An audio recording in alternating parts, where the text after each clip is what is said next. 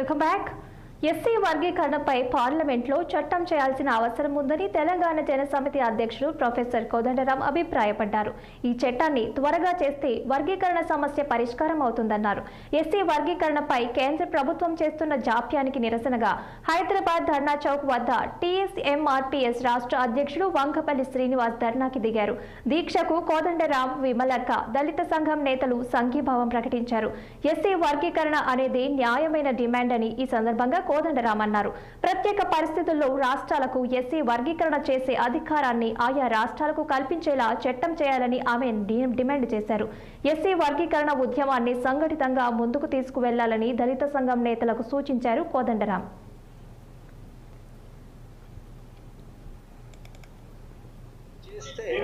తప్పనిసరిగా వర్గీకరణ చేసుకోగలుగుతాయి రాష్ట్రాలు. ఆయా రాష్ట్రాల ప్రత్యేక పరిస్థితులను బట్టి ఎక్కడికక్కడ నిర్ణయాలు తీసుకునే వెసులుబాటు కలుగుతుంది. ఈ నిర్ణయాన్ని మరి కేంద్ర ప్రభుత్వం చేసి వెంటనే చట్టాన్ని ఆమోదింపజేసి వర్గీకరణకు తోవను సుగమం చేయాలని కోరుతా ఉన్నా.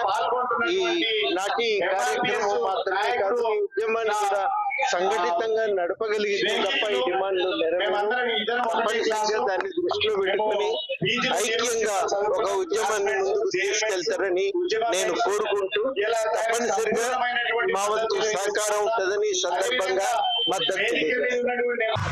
ఓట్ల కోసమే మాదిగలను వాడుకున్నారు తప్ప ఏ మాత్రం చిత్తశుద్ధితో మాదిగల పట్ల ఏ రాజకీయ పార్టీలు మాట్లాడలేవనేది ఈ సందర్భంగా మేము గుర్తు చేస్తున్నాం.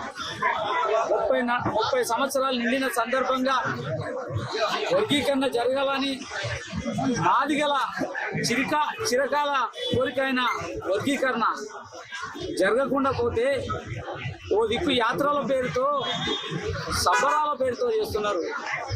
అంటే మాదిగల కోసం ఏమాత్రం చిత్తశుద్ధి లేదనేది మేము భావిస్తున్నాం.